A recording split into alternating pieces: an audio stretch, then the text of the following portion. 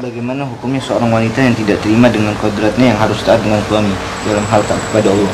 Dia menuntut kesetaraan dengan laki-laki dalam hal mengatur-mengatur. Bagaimana, Habib? Jadi begini ya. Jadi ini yang berlaku di alam semesta ini, di dunia ini, ataupun di akhirat nanti, itu hanya aturan Allah Subhanahu wa taala.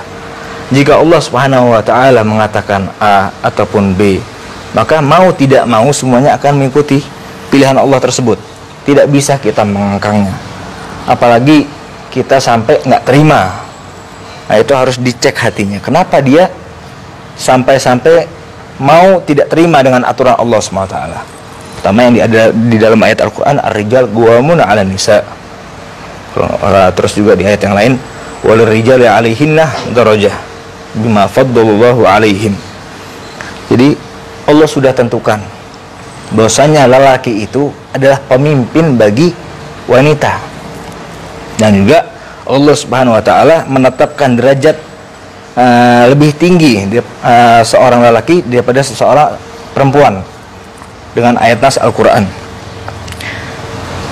Emang hak istri terhadap suami itu sangatlah berat, sangatlah susah. Tapi sebenarnya hak tersebut itu adalah jalan pintas bagi wanita tersebut.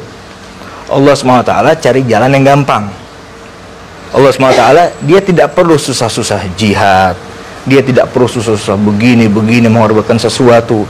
Cukup dia turuti apa kata suami. Iya, enggak. Kata Rasulullah apa? Cukup bagi wanita itu mencukupi menuruti suaminya, dan suaminya itu ridho akannya, maka dia silahkan mau masuk pintu surga dari mana aja boleh. Nah, itu yang seharusnya dilakukan sama wanita. Walaupun haknya kata Rasulullah SAW, walaupun si wanita itu telah menjilat anggota tubuhnya suami yang ada korengnya di situ, yang bernanah-nanah, ada ulatnya, sekalipun dijilat sama dia, wallahi ma addat hagga. Kata Rasulullah, wallahi demi Allah, dia itu tetap tidak menyelesaikan haknya untuk suaminya. Karena ibu-ibu, kita harus benar-benar kita jaga suami kita. Kita terima dengan aturan Allah SWT. Karena suami itu entah itu jannatuki ataupun naruki. Suami itu jangan kalian itu jadikan suami itu beban. Emang susah. Suami mungkin kita lagi capek-capek, egois, suami pengen minta ini, pengen minta dibikinin makanan, suruh cuci piring, mungkin susah, capek. Tapi kalian lihat, jadikanlah seorang suami tersebut itu batu loncatan bagi kalian.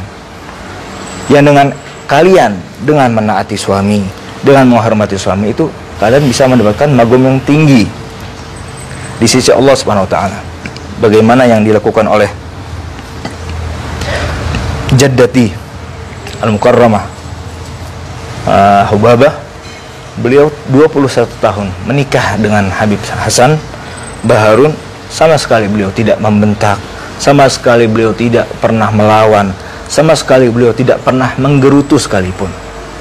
Karena apa? Karena dia tahu bahwasanya suami ini adalah batu loncatan buat kita kepada Allah SWT. Gak usah susah-susah sholat 1000 rakaat, puasa setiap hari. Cukup kita mentaati suami kita, tidak marah, tidak meminta, tidak membangkang, itu bakal dapat magom yang tinggi di sisi Allah Subhanahu wa taala. Semoga kita diberi taufik oleh Allah Subhanahu wa taala, khususnya bagi para istri, untuk mentaati suaminya.